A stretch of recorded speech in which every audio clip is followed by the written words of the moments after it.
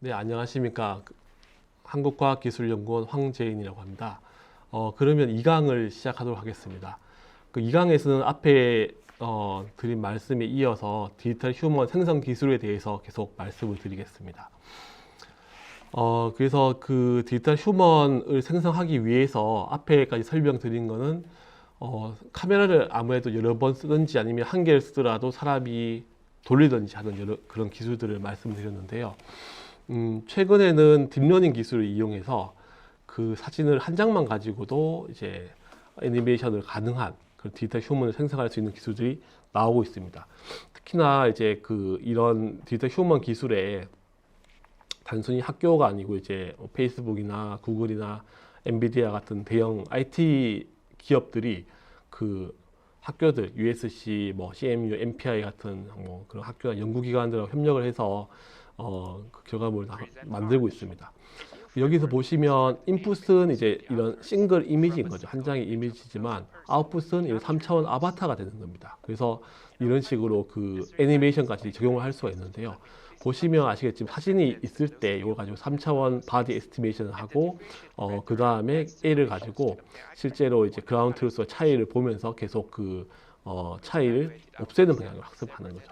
그렇게 하다 보면 결과적으로는 이제 그 실제 사람의 근접한 그런 3차원 모델을 얻을 수가 있습니다.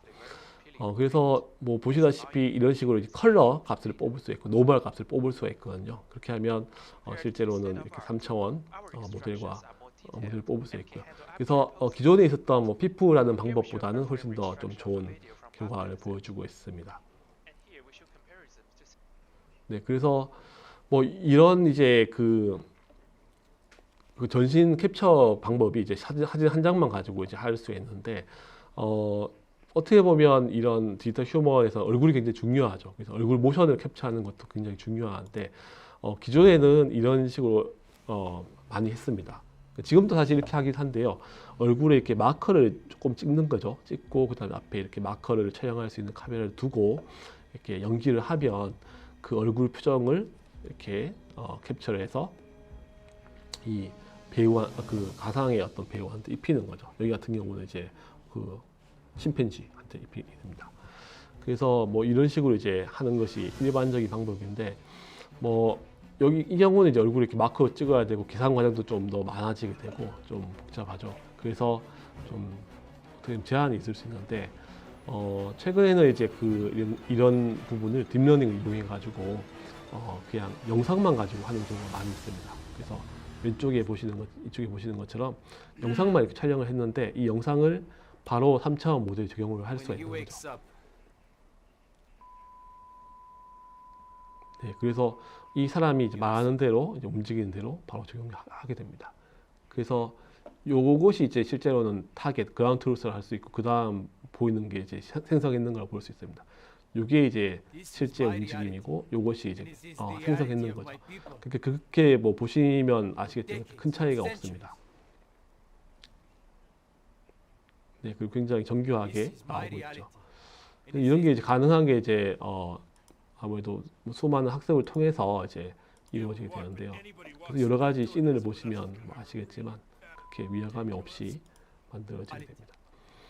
그래서 뭐 기존의 이제 결과물들보다도 훨씬 더 좋은 결과물들을 보여주고 있는데요. 그래서 뭐 최근에는 이제 뭐 얼굴 캡처하는 게 옛날에 비해서 훨씬 더 좀 쉬워졌다고 할 수 있습니다. 네, 그리고 이제 전신 모션 같은 경우에는 이제 여러 가지 방법이 있어요. 그러니까 자이로식이 있고 그다음에 이 광학식이 있습니다. 근데 광학식이라는 것은 이렇게 카메라를 굉장히 많이 설치를 하고 몸에 이렇게 마크를 붙이는 거죠. 붙였을 때 이제 동작을 하면 그 동작이 나오게 되는데 이 원리는 이제 뭐 아까 잠깐 말씀드린 이 3차원 복원하고 거의 유사합니다. 이 마커가 이 카메라 여러 개 찍히다 보니까 그 카메라에서 봤을 때 이 마커가 어딘지 알게 되고 그 3차원 위치가 이렇게 삼각 측량법을 나오게 되는 거죠. 그러면 그것을 이제 한 개가 아니고 여러 개이기 때문에 이걸 복원해서 사람의 모션을 알 수가 있습니다. 그 자이로 방식은 이제 그 몸에 이렇게 자이로를 부착을 하는 거죠. 여러 군데 부착을 하면 A의 어떤 각도가 나오죠. 각도가 나오기 때문에 그 각도를 이용해서 이 관절의 어떤 각도를 알 수가 있고 그러면 모션을 알 수가 있습니다. 그래서 이제 광학식이 더 정확할 수밖에 없습니다. 아무래도 이 삼각 카메라 많을수록 삼각 증량이 정확하기 때문에. 그리고 자이로식은 이제 조금 더 저렴한 대신에 정확도는 조금 떨어질 수 있죠. 대신 이제 장단이 있는데 이제 그 광학식 같은 경우에는 이제 이 스튜디오 안에서만 촬영이 가능합니다. 일반적으로. 그렇기 때문에 움직일 수 있는 영역이 좀 작죠. 그래서 움직임이 이렇게 많지 않은 동작을 캡처하고 정확한 동작을 캡처할 때는 이런 광학식이 조금 더 유리하고요. 반면에 자이로 같은 경우에는 이제 배터리를 부착하면 이제 굉장히 넓은 공간도 이동할 수가 있거든요. 그렇기 때문에 뭐 넓은 공간이 필요한 뭐 큰 움직임이라든지 뭐 그런 경우에는 이제 자이로식을 쓰기도 합니다. 그래서 뭐 항상 뭐 이 방식을 쓰는 건 아니고 상황에 따라 가지고 번갈아가면서 사용한다고 합니다. 네, 그래서 어쨌든 이렇게 모션 캡처하는 것이 이제 일반적으로 스튜디오에서 하는 방법이고요. 근데 이제 요즘은 이제 그 딥러닝 이용해 가지고 사진을 이제 주면 여기서 관절 값을 뽑아 가지고 모션을 뽑는 이런 작업을 많이 하고 있습니다. 근데 아무래도 조금 정확도는 앞에서 얘기했던 것보다 훨씬 더 떨어지게 됩니다. 그래서 뭐 예를 들면 손의 움직임이라든지 뭐 아니면 뭐 어떤 정확한 포즈라든지 이런 건 조금 틀리게 되는데요. 그래도 점점 발전하고 있으니까 뭐 이 부분도 미래엔 되지 않을까 싶습니다. 네, 그리고 It's really difficult. Effects like these take thousands. 네, 그래서 뭐 이렇게 이제 디지털 휴먼의 어떤 뭐 그 외형을 캡처하고 그리고 모션을 캡처하고 해서 생성하는 걸 조금 말씀을 드렸는데 실제로 이제 피부를 실제 같이 만들기 위해서는 그냥 단순히 일반적인 텍스처만 가지고는 좀 불가능합니다. 그래서 다양한 물리 속성을 가진 텍스처가 필요한데요. 예를 들면 이제 디퓨저는 이제 색상이라고 할 수 있고, 그리고 러프니스는 어떤 세밀함이죠. 이제 약간 세밀함이 있고, 그리고 반짝임, 얼마나 이 피부가 반짝이느냐, 그리고 이 피부가 얼마나 이 빛이 퍼지느냐, 그리고 얼마나 이 피부가 약간 주름 같은 거 있지 않습니까? 그런 주름 같은 건 이제 노말로 표현할 수 있습니다. 이런 여러 가지 맵을 이제 합쳐가지고 그리게 되면 이렇게 이제 사람 피부 같은 질감이 나오게 됩니다. 그래서 피부라는 것이 실제로는 이제 단순히 딱 빛이 투과하지 않는 그런 단면이 아니고 어느 정도 빛이 투과하게 됩니다. 이 보시면 아시겠지만 빛이 투과하는 걸 볼 수가 있죠, 이쪽에. 그런 재질이기 때문에 빛이 투과해서 속에서 약간 산란을 일으키다가 이렇게 나오기 때문에 반사가 되기 때문에 얼마나 이렇게 피부가 반사를 시키는지, 어떤 부위는 조금 이렇게 여기 보시는 것처럼 많이 이렇게 투과가 되고 어떤 부위는 뼈가 있어가지고 잘 투과가 안 되겠죠. 뭐 이런 식의 어떤 이유 때문에 좀 렌더링이 바뀌게 됩니다. 그래서 이렇게 피하에서, 그러니까 이 피부의 밑에서 이렇게 산란이 되는 기술을 적용했는 경우하고 하지 않은 경우는 보시는 것처럼 차이가 있습니다. 이거 적용하지 않으면 우두두두한 피부가 나오게 되지만 실제로는 이게 산란이 좀 되기 때문에 조금 더 스무스하게 보게 됩니다. 실제에 비해서. 그리고 여기도 마찬가지로 그게 이제 없는 경우에 비해서 있는 경우가 훨씬 더 자연스러운 어떤 피부감을 보일 수 있어요. 코 같은 경우에 보이실지 모르겠지만 여기는 이제 이게 빛이 투과하는 것이 보이게 됩니다. 근데 여기는 빛이 투과가 하지 않죠. 예, 그래서 이런 피부 산란을 하냐 마냐가 상당히 이 피부가 살아있냐 죽어있냐의 느낌을 좀 좌우하기 때문에 어떤 언캐니 밸리의 어떤 주요한 어떤 그런 요소라고 생각이 됩니다. 그리고 머리카락 같은 경우에는 실제로 머리카락이 이렇게 둥근 이제 원통 구조가 아니고 이 보시는 것처럼 이런 식의 구조가 되어 있습니다. 그래서 빛이 들어오게 되면 그냥 이렇게 나가는 것이 아니고 이렇게 이제 산란이 되겠죠. 그러니까 이렇게 반사되는 게 있고 이렇게 투과하는 것도 있고 여기 투과하다가 또 다시 반사하는 게 있겠죠. 이렇게 1번, 2번, 3번 다 있겠죠. 그래서 1번은 그냥 반사, 2번은 이렇게 투과했다가 이제 통과하는 거, 3번은 투과했다 다시 반사, 그 다음에 되겠죠. 그래서 이런 식의 빛이 이 모발에 단순히 이제 반사되는 것이 아니고 다양한 효과가 있기 때문에 모발에 이제 이런 어떤 색깔이랄까 이런 질감이 이 독특한 질감이 나오게 됩니다. 그리고 눈 같은 경우에는 이제 실제로 눈을 만들기 위해서 눈을 따로 이제 만들게 되는데요. 이 보시면 눈의 구조 자체를 다 이제 따가지고 만들게 됩니다. 그래서 뭐 공막, 윤부, 홍채, 동공, 각막 뭐 이런 부분을 이제 다 모델링을 하게 되죠. 모델링을 하는데 예를 들면 여기서 보시는 이제 3번 홍채 같은 경우는 보시면 실제로 요 홍채의 요 안에 있는 부분이 평평하지 않고 3차원으로 되어 있습니다. 우둘두둘하게 되어 있습니다. 그래서 그 우둘두둘함까지 다 이렇게 모델링을 한 다음에 렌더링을 하게 되면 실제 사람 눈처럼 만들어지게 됩니다.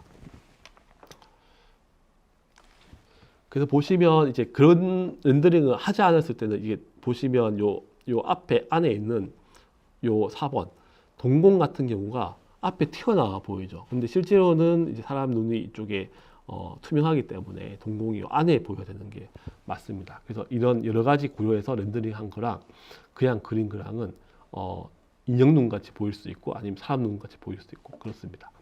그래서 이렇게까지 적용을 해야지 실제 사람 같이 보일 수가 있다라고 말씀드릴 수 있습니다. 그리고 이제 그 외에 이제 여러 가지 이제 물성이 있을 수 있는데요. 사람의 실제 뼈 개수는 207개고 골격근이 이제 650개인데 디지털 휴먼 뼈는 실제는 거기까지 그렇게 많지는 않거든요. 한 100개 이상으로 이제 만들기 한데 뭐 그렇게 200개 뭐 600개까지 만들지 않기 때문에 조금 사실적인 표현에는 한계가 있습니다. 그래서 사람의 근육 변화를 이제 모델링하거나 반영해서 실제 사람처럼 보이게 하는 시도가 많이 있습니다. 이 보시면 사람이 이제 뭐 뛰거나 할 때 그 살의 어떤 물성을 이용해서 그러니까 실제는 물리적인 시뮬레이션 하는 거죠. 그래서 이렇게 살이 출렁출렁하는 효과를 보여주게 됩니다.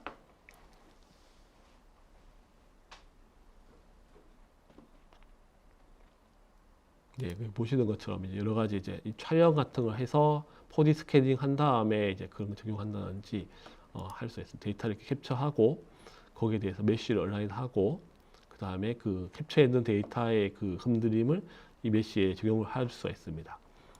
그러면 다음과 같이 이제 똑같이 움직일 수가 있죠. 네. 네, 그럼 여러 가지 형태의 메쉬에 대해서 똑같이 적용을 할 수가 있는 것을 보실 수가 있습니다. 그래서 이렇게 뭐 어떤 살에 대한 물성을 적용할 수도 있지만 또 옷을 입은 경우가 많기 때문에 옷의 어떤 시뮬레이션을 통해서 현실감을 더하는 경우도 있습니다. 이것은 이제 뭐 물리 시뮬레이션을 적용시켜 가지고 이 옷에다가 옷이 현실처럼 움직이게 하는 작업이라고 할 수 있습니다. 네, 그래서 뭐 여러 가지 이제 적용할 수가 있죠. 네, 그래서 뭐 넘어가도록 하겠습니다.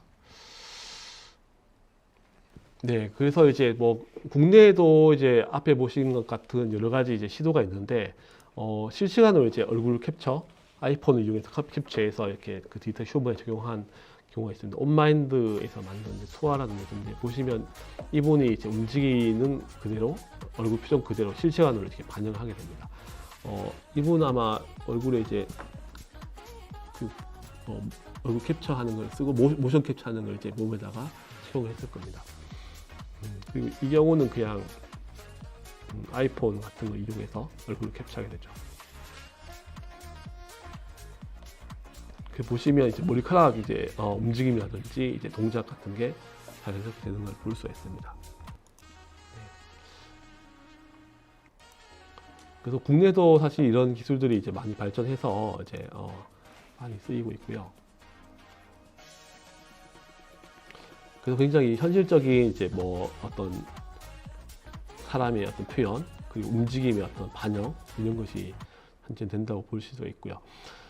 그리고 또 얼리얼에서 이제 만든 메타 휴먼 크리에이터라는 게 있는데 이거는 이제 일반 사람들도 이제 뭐 몇 분만 이제 뭐 작업을 하면 손쉽게 실사 수준으로 이제 디지털 휴먼을 만들 수 있는 툴을 공개를 했습니다. 그래서 여기 보시는 결과물들이 다 그런 이 툴을 써가지고 만든 건데요. 이런 결과물이 이제 오래 걸리는 게 아니고 진짜 얼마 안 걸립니다. 몇 분만 움직이면 되고. 근데 이것도 어떻게 보면 굉장히 많은 데이터를 이용해서 이제 만든 거라서 써보니까 그 약간 템플릿 기반으로 조금 많이 하는 느낌이에요. 그러니까 몇 가지 이제 얼굴 표정이나 이런 걸 합쳐가지고 원하는 걸 만든다라는 그런 거에 좀 가깝습니다. 그래서 완전 세밀하게 자기 원하는 대로 이렇게 할 수는 좀 힘든 면이 있고요. 하지만 그래도 상당히 이제 유사하게, 왜냐하면 그 원래 기본 제공되는 템플릿들을 자기가 조합을 해서 만들기 때문에 굉장히 이제 사실과 유사한 걸 만들 수 있다는 장점이 있습니다. 네, 그래서 뭐 이제 이렇게 옛날에는 이렇게 굉장히 사실 같은 디지털 휴먼 만들려면 뭐 비용도 굉장히 많이 들고 몇 천만 원씩 들고 기간도 몇 개월 이상 들었습니다. 앞에 보신 소화 같은 경우가 그런데 굉장히 오랜 기간과 이제 작업이 필요했는데 얼리언 메타 휴먼이 나오면서부터는 그런 것이 많이 없어졌습니다. 예, 그래서 이건 제가 한번 만들어 본 건데요. 이제 저희 키스트 이제 초대 원장님 사진을 가지고 이제 한번 만들어 봤는데 뭐 그렇게 많은 시간이 걸리지 않았습니다. 한 몇 분 정도 이제 작업을 하니까 좀 유사한 형태로 뽑을 수가 있었고요. 이제 이런 거 뽑을 때 이제 좀 신경 써야 되는 부분이 초기 모델을 어떻게 할 거냐 하는 게 좀 중요합니다. 그러니까 초기에 약간 유사한 형태를 선택해 가지고 하는 건데, 유사한 형태라는 게 유사한 인종이거나 아니면 유사한 성별은 아니더라고요. 해보니까 예를 들면 여자 모델을 만들기 위해서 어린 이제 소년의 모델을 쓰는 게 좋은 경우도 있고요. 거기 그때 사람에 맞게 좀 좋은 모델을 선택해서 변형하는 것이 좋더라고요. 그래서 어쨌든 이제 이런 툴을 써가지고 이제 굉장히 손쉽게 이렇게 디지털 휴먼을 만들 수가 있는데요. 최근에는 이제 그 얼리얼 메타 휴먼 애니메이트라는 게 또 발표됐습니다. 올해 나온 건데 이게 이제 기존의 메타 휴먼이죠. 이 메타 휴먼 이렇게 모델을 만들 수 있는 툴을 크리에이터가 있는데 여기에 들어가는 애니메이션 같은 경우에는 이제 그 캡처해 가지고 이제 넣는 작업이 좀 필요했죠. 아마 좀 필요했는데 그 부분을 굉장히 단순화했습니다. 그래서 그 단순히 그 스마트폰을 가지고 얼굴 캡처를 하면 그냥 바로 됩니다. 그러니까 이분이 여기 스마트폰을 놓고 바로 연기를 하게 됩니다. 이제 뭐 대사를 하고 얼굴 표정을 짓죠. 거기에 따라서. 네, 그러면 이제 약간 이 얼굴 연기하는 표정 그리고 목소리 같은 게 입력이 되게 되겠죠. 그러면 이제 스마트폰에서 이제 촬영되는 건 사실은 그냥 영상이겠죠. 단순히 영상이 되는데, 그럼 이 영상을 가지고 처리를 해서 보시는 것처럼 바로 이 메타 휴먼에다가 적용을 할 수가 있는 겁니다.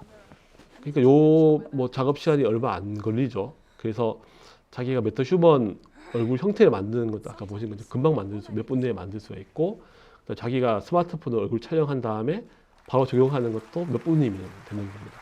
그래서 이 정도 퀄리티의 이제 영상물을 만드는데 옛날에는 굉장히 뭐 전문가가 이제 굉장히 오랫동안 작업을 해야 되는데 지금은 그런 게 많이 없어진 거죠. 그래서 뭐 보시다시피 이게 다 컨트롤할 수 있게 되어 있기 때문에 이렇게 세밀하게 컨트롤할 수 있고, 그리고 요 캡처했는 걸 자기 얼굴뿐만 아니고 이제 다른 사람의 이제 얼굴에도 입힐 수가 있는 거죠. 그래서 여러 가지 캐릭터에다가 자기가 촬영했는 연기 이 모습을 바로 입힐 수 있기 때문에 굉장히 고퀄리티의 어떤 결과물을 금방금방 뽑을 수가 있습니다. 네, 그래서 뭐 굉장히 이런 측면에서 편해졌다고 할 수 있고요. 그리고 이제 아까 이제 뽑은 이제 사실은 그 디지털 휴먼을 촬영한다는 게 정적인 모델을 뽑은 다음에 모션 데이터를 입히는 작업인데 볼륨메트릭 카메라 시스템을 이용하면 그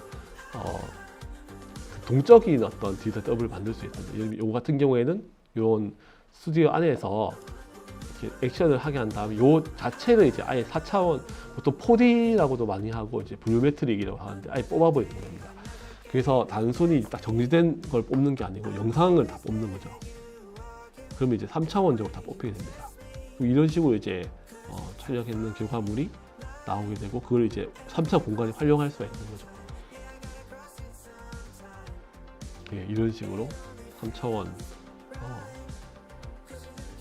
모델이 나오게 됩니다. 그래서 어떻게 보면 이제 3차원 비디오라고도 할 수 있는 거죠. 3D 비디오라고. 옛날에 3D 비디오라고 불렀는데 이걸 이제 볼륨메트릭 비디오라고 요즘 부르고 있고요. 그래서 요건 이제 다양한 데 이제 활용을 할 수가 있습니다. 보시는 것처럼 뭐 자세를 이제 좀 조정한다든지 뭐 여러 가지 게임이나 뭐 VR 같은 데 쓰기가 굉장히 용이하죠.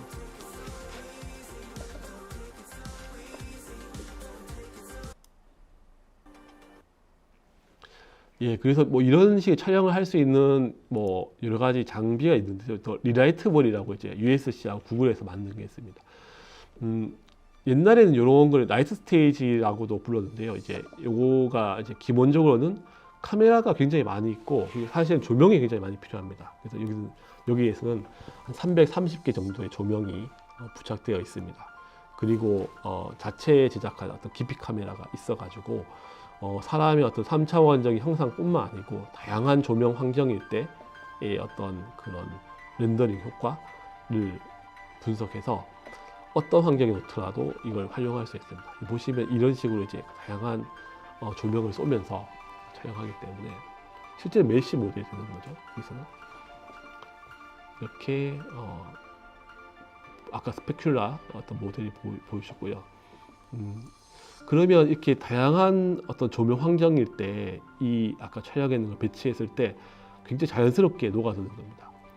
사실 이 방식이 이제 요즘 영화에서 쓰는 방식으로 할 수 있어요. 영화에서 어떤 배우 같은 거 여기 촬영한 다음에 어떤 가상의 어떤 공간에 놓고 다시 렌더링을 거는 겁니다. 여기 보시면 이분이 이제 이런 밤 거리에서 이제 촬영을 하는데 밤거리 조명을 끄거나 했을 때 반영이 되는 걸 볼 수가 있죠. 최근의 영화는 뭐 거의 이렇게 만든다고 보시면 되고요. 뭐 국내에도 이제 이런 볼륨메트릭 캡처 스튜디오가 여러 군데 있습니다. SKT에서 만든 뭐 점프 스튜디오라든지 아니면 뭐 상암의 K 실감 스튜디오라든지 아니면 LG U 플러스의 뭐 AR 스튜디오라든지 뭐 이런 여러 가지 얘가 있습니다. 여기 보시면 실제 이분이 촬영을 하신 다음에 여기 입힌 거거든요. 나 완전 잘했는데? 이거 봐봐. 보여? 이 예, 왼쪽 이런 식으로 어깨에 촬영했는 결과물을 이제 스마트폰을 볼 수가 있고 어떤 돌아볼 수 안무도 있고. 완벽 마스터. 이판일상. 딱 보시면 아시겠지만 뭐 여러 가지 막 신기한 영상물을 쓸 수 있는 거죠. 이렇게 현실에 불가능한 오직 그런 효과를 줄 수 있습니다. U 플러스 5G.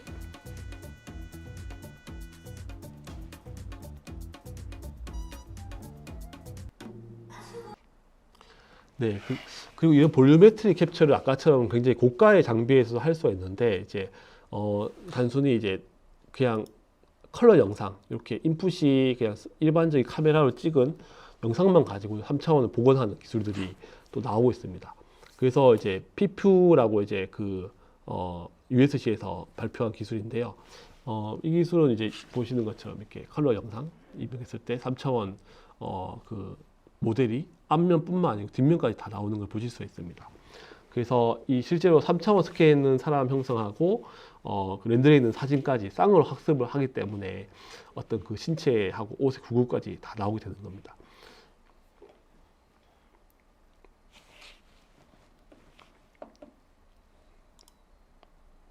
네, 그래서 뭐 최근에는 이제 메타 리서치 같은 곳에서 코덱 아바타라는 것을 발표를 했는데요. 이 경우는 굉장히 정교한 어떤 그 아바타가 형성이 됩니다. 여기도 마찬가지로 뭐 스마트폰으로 사실은 스마트폰으로 그냥 이렇게 좌우 위아래 그리고 약간의 표정 정도 이렇게 지었을 뿐인데 이 데이터를 가지고 굉장히 다양한 표현이 가능하죠. 그래서 자기의 어떤 아바타를 거의 현실과 거의 똑같이 만들 수 있습니다. 보시면 아시겠지만 이 경우는 이제 볼륨메트릭으로 이제 표현을 하는 거죠. Now, obviously, this isn't the same quality as you just saw with the 2.0 codec avatars.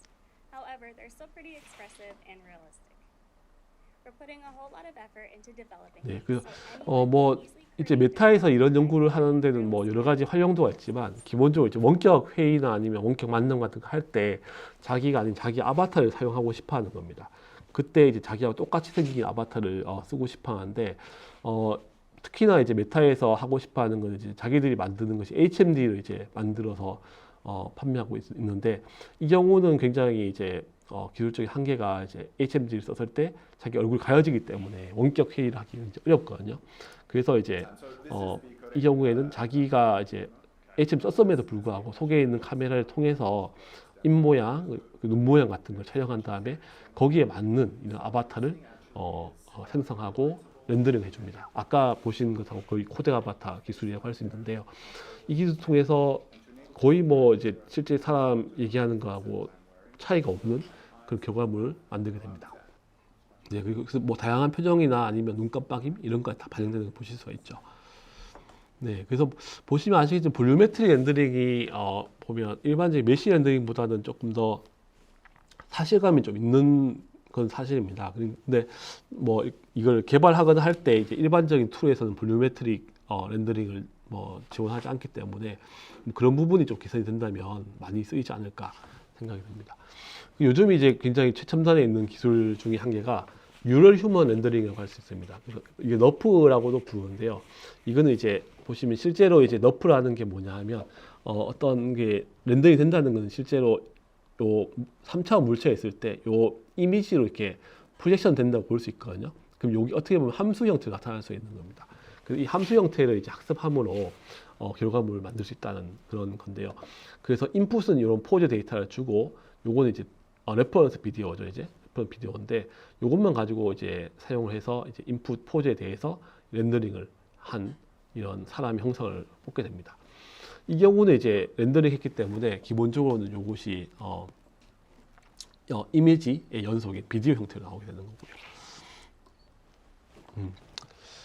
거고요. 그리고 이제 뭐 이제 인공지능에 대해 조금 말씀을 드리겠는데 어떻게 보면 디지털 휴먼이라는 게 아까 뭐 처음에 말씀드린 것처럼 그 어떤 바디라는 형태하고 그 소울이라는 형태가 있지 않습니까? 어떤 이때까지 이제 몸에 대한 몸 껍데기 어떻게 만드냐에 대해 말씀을 좀 드렸다면 그러면 이 인공지능의 어떤 영혼, 약간 생각하는 부분, 지능에 대해서 어떻게 만드느냐 하는 게 있죠. 인공지능이 이제 어떻게 보면 기계학습하고 딥러닝을 다 포함하는 어떤 굉장히 상위 개념이라고 할 수 있습니다. 그래서 요즘은 딥러닝이 굉장히 유행하는데 실제로 인공지능이라 하면 이제 딥러닝, 머신러닝까지 합한 그런 어떤 굉장히 높은 레벨의 어떤 그 개념이라고 할 수 있고요. 근데 이렇게 인공지능이 이제 그 모든 걸 할 수 있는 걸 이제 강한 인공지능이라고 할 수 있는데 아직까지는 이제 특정 영역에서는 사람보다 낫지만은 어떤 영역은 또 사람보다 못한 그 약한 인공지능 수준을 많이 보이고 있죠. 물론 최근에 챗GPT 같은 경우는 굉장히 조금 강한 인공지능에 가까운 모습을 좀 보이고 있지만은 어쨌든 아직까지는 뭐 인간보다는 조금 못한 그리고 특정 부분만 잘하고 있는 그런 어떤 모습을 보고 있습니다. 그래서 뭐 강한 인공지능 쪽으로 가려면 거의 생각도 인간처럼 하고 인간처럼 행동을 하는 그런 어떤 지능이 필요하죠. 근데 좀 약한 인공지능은 그 논리적인 어떤 그런 사고와 논리적인 행동만 하는 거라고 할 수 있습니다. 네, 그래서 인간적인 거하고 이성적인 건 조금 다르다고 할 수 있는데요. 조금 더 인간적인 거에 가까운 것이 이제 어떤 인공지능에 가깝다고 할 수 있고요. 그래서 기계학습은 이제 보통 이제 사람이 입력을 이제 주면 추출을 이제 하는 그런 식의 어떤 분류 방식을 학습할 수 있는데 이 중에서 이제 최근에 굉장히 이제 발달되는 방식이 딥러닝이죠. 그래서 머신러닝은 이제 어떻게 보면 이제 인풋이 있을 때 사람이 약간 특징을 뽑은 다음에 특징을 이제 클래시피케이션 하면 아웃풋이 나오는 건데 딥러닝은 이제 그 과정 자체를 이제 블랙박스에 놓고 하는 경우가 많이 있습니다. 그리고 이제 일반적인 이제 인공신경망에 비해서 그 심층 인공신경망, 즉 딥러닝 네트워크는 히든 레이어를 굉장히 많이 두는 거죠. 굉장히 깊게 둬가지고 학습을 하는 경우가 많습니다. 그래서 보시는 것처럼 이렇게 어떤 영상 같은 거 학습을 할 때도 굉장히 다양한 레이어를 두고 뭐 단순히 이제 컨볼루션뿐만 아니고 뭐 풀링이나 뭐 이런 거 들어가고 뭐 FCNN도 들어가고 여러 가지 이제 레이어를 둬가지고 결과물이 나오게 됩니다. 그래서 이제 이런 뭐 은닉층을 굉장히 많이 두면 효과가 굉장히 높아지는 것을 이제 사람들이 많이 이용하게 되고 있습니다. 그리고 이제 뭐 적대적 신경망 같은 경우에는 이제 생성하는 애가 있고 그 판별하는 애가 있습니다. 그러니까 생성하는 애는 예를 들면 인풋을 이제 요걸 주면 이렇게 돈을 생성하는데 판별자는 이게 진짜냐 가짜냐 이렇게 하는 거죠. 그러면 이게 만들어주면 가짜라고 나오면 이제 틀린 거니까 그 다음 더 잘하려고 노력하겠죠. 그렇게 하다 보면 어느 순간 진짜라고 판별이 되겠죠. 그러면 이게 판별이 이제 진짜 가짜가 이제 뭐 진짜인지 가짜인지 모를 정도로 되면 굉장히 진짜처럼 나오는 거니까 그 결과물이 잘 나오는 겁니다. 요게 이제 어떻게 보면 적대적 신경망이라고 할 수 있는데, 이걸 통해서 이제 어떻게 보면 뭐 굉장히 실제 같은 진짜와 차이가 없는 걸 만들 수가 있습니다. 그래서 이걸 이제 어떻게 보면 얼굴을 활용했는 게 딥페이크라고 할 수 있는 거죠. 그래서 실제 사람의 얼굴이 있는데 그 이미지를 이제 다른 사람의 얼굴로 바꾸는 작업을 이제 하는데, 요걸 이제 아까 보신 그런 어떤 간 같은 걸 사용해서 할 수 있는 겁니다. 인코더 디코더 같은 걸 이제 잘 만들어지는 건데요. 인코더는 이제 요걸 이제 말 그대로 인코딩을 하는 거, 디코딩은 요 디코딩 해석을 해서 생성을 하는 거죠. 요걸 가지고 훈련을 한 다음에 실제 얼굴은 이건데 다른 얼굴로 교체를 시키는 그런 작업을 할 수 있습니다. 그래서 뭐 딥페이크 굉장히 이제 뭐 많은 반향이 있었죠.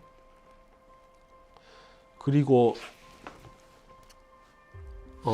엔비디아에서 AI 페이스라는 걸 이제 발표를 했는데요. 이건 여러 가지 사람의 얼굴을 조합해서 실사 수준으로 그 얼굴을 만드는 겁니다.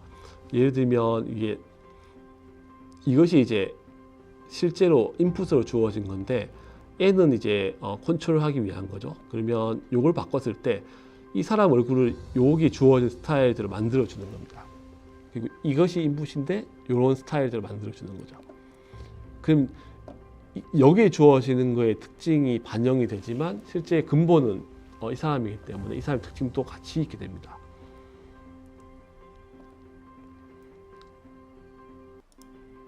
어떻게 보면 약간 스케일이 있는데요. 요게 코스라는, 그러니까 대강의 큰 틀을 잡아주는 스케일을 컨트롤할 수 있고, 요거는 조금 중간 정도 레벨의 미들 스타일을 이제 컨트롤할 수 있고, 그다음 요거는 세세한 스타일을 할 수 있습니다. 요게 이제 전체적인 틀을 잡았고, 요것이 중간 정도 좀 바뀌는 거 보시죠. 요거는 약간 바뀌죠. 약간씩 요 스타일에 맞게 피부색이 바뀐다든지 이 정도 효과가 있는 거죠. 근데 여기서 바꾸면 확확 바뀌죠. 여기에 맞게.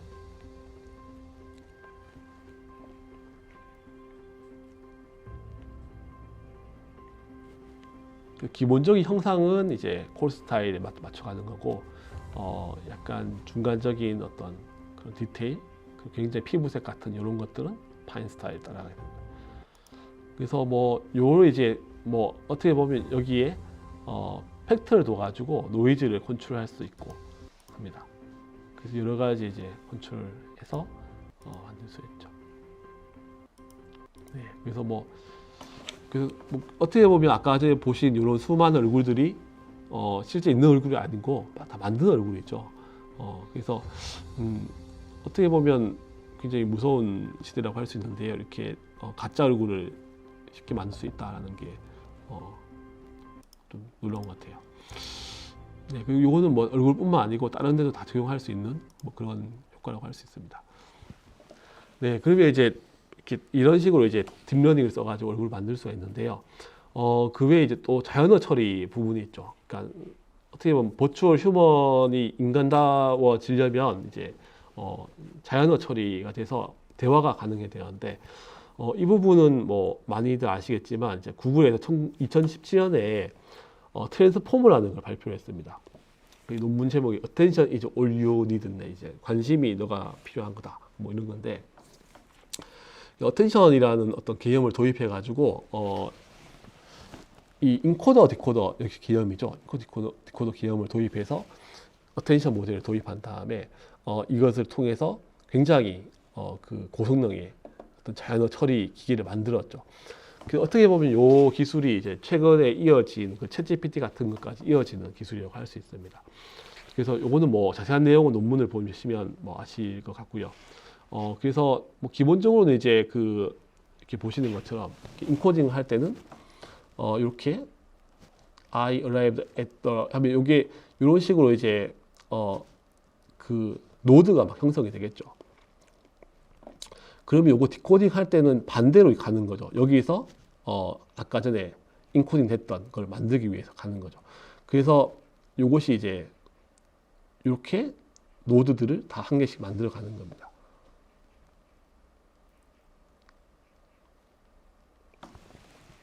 그래서 여기서 보시면 예를 들면 번역기라고 생각해 보시면 I arrived at the라고 되어 있으면 여기 보면 프랑스어로 되어 있는 것까지 만들어지고 요 사이를 인코딩 디코딩을 하면서 노드를 생성해 나가는 거죠.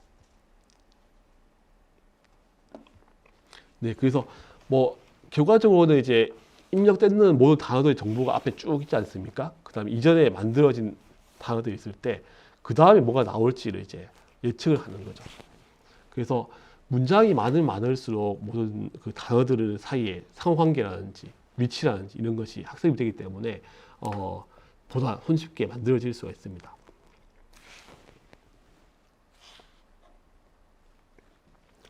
예, 그래서 뭐 이런 기술들이 이제 GPT라든지 버트에 활용이 되면서 이제 챗봇 같은데 많이 쓰이고 있죠. 예를 들면 여기 보시면 뭐 어제 카페 갔었어 거기 사람 많더라라고 이렇게 쭉쭉쭉쭉쭉쭉 이렇게 형성한다고 치면 버트 같은 경우는 여기가 비어 있고 양쪽에서 이렇게 가는 방식을 할 수 있습니다. 예를 들면 GPT는 어제 카페에 갔었어 거기 사람 한 명 비어 있으면 많더라가 이제 적당하겠죠. 뭐 그런 식으로 이어가면서 생성하는 거고 버트는 이제 중간에 뭐가 비었는데 거기 어떤 단어가 제일 적당할까라고 이제 쓰는 방식으로 할 수 있습니다. 네, 그래서 뭐 결과적으로는 이제 이런 기술들이 이제 발달하면서 챗 GPT가 나오게 됐는데 챗 GPT 특성은 이제 크게 얘기하면 라지 랭귀지 모델이에요. 그러니까 굉장히 대형 언어 모델입니다. 일반적인 뭐 연구소에서는 할 수 없는 정도의 굉장히 거대한, 굉장히 많은 데이터를 모아서 일단 학습을 했고, 그리고 인간 피드백형 강화 학습입니다. 그러니까 애가 라지 랭귀지 모델을 만든 다음에 생성해낸 결과물을 보고 틀렸으면 틀리다고 이렇게 얘기를 해주는 거죠. 틀린 거, 막 맞는 거를 계속해서 피드백을 주는 겁니다. 그래서 이제 굉장히 좋은 결과가 나올 수가 있는 게 됐죠. 어떻게 보면 이론은 그냥 트랜스포머하고 뭐 그다지 다를 게 없는데 굉장히 데이터도 많이 입력하고 인간은 이 많이 투입했더니만 결과가 좋아지더라라는 겁니다. 사실은. 그래서 성능이 굉장히 좋아졌는데 대신에 좀 한계가 있는 게 비용이 엄청나게 비싸죠. 이걸 만들기 위해서. 그래서 뭐 일반적인 회사에서 하기는 좀 힘든 그런 모델이라고 할 수가 있고요. 그래서 이거를 이제 조금 어떻게 보면 해결하기 위해서 나온 것들이 스탠포드에서 알파카 같은 게 있습니다. 요 같은 경우에는 이제 어떻게 메타에서 공개한 라마라는 게 있습니다. 이것이 이제 이것도 라지 랭귀지 모델의 일종인데요. 메타에서 공개한 라마라는 것이 이것도 굉장히 큰 모델인데 기본 모델이 되어 있습니다. 7빌리언, 그러니까 70억 개 정도의 어떤 파라미터를 학습한 굉장히 거대한 모델인데 얘를 파인 튜닝할 수, 그러니까 자기의 입맛에 맞게 조금 고칠 수 있게 한 것이 스탠포드의 알파카라고 할 수 있습니다.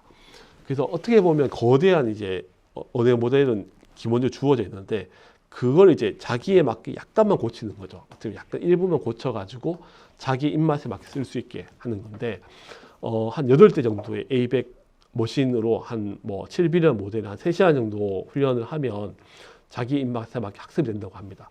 그러니까 이 정도면 이제 사실 뭐 한 요즘 비용을 했을 때 한 3억 정도 되는 컴퓨터 가지고 3시간이면 되는 거니까 뭐 일반적인 연구소에서 할 수 있는 수준이 되는 거죠.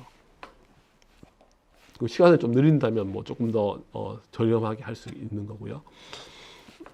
그래서 상대적으로 굉장히 쉽게 훈련이 가능해졌고요. 그래서 이제 알파카를 이용해서 이제 많은 이제 좀 여러 가지 어플리케이션이 최근에 나오고 있습니다. 그래서 챗닥터라는 게 있는데요. 챗닥터라는 거는 이제 라마 모델을 이제 이용해서 한 겁니다. 이용해서 했는 건데 뭐 약 11만 개 정도의 실제 대화를 이제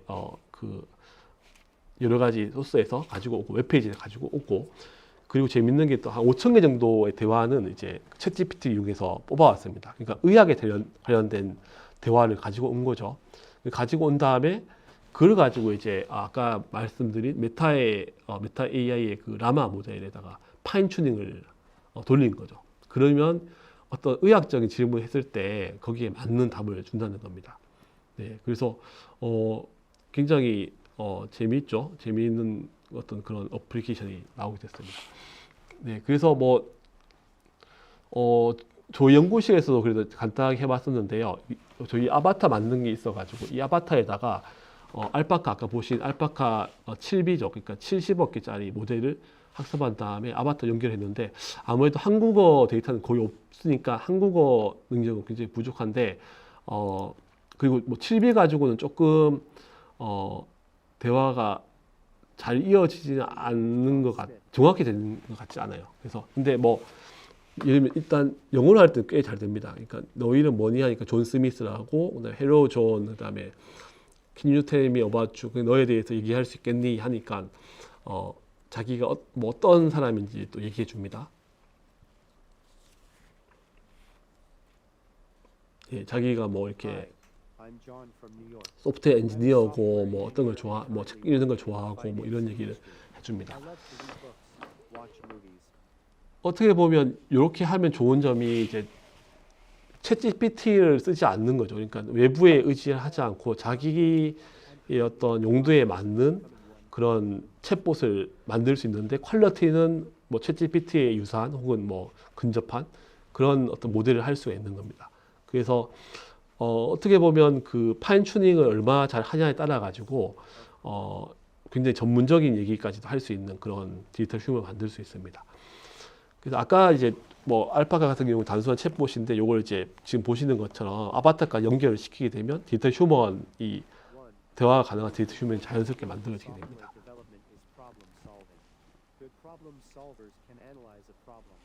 네.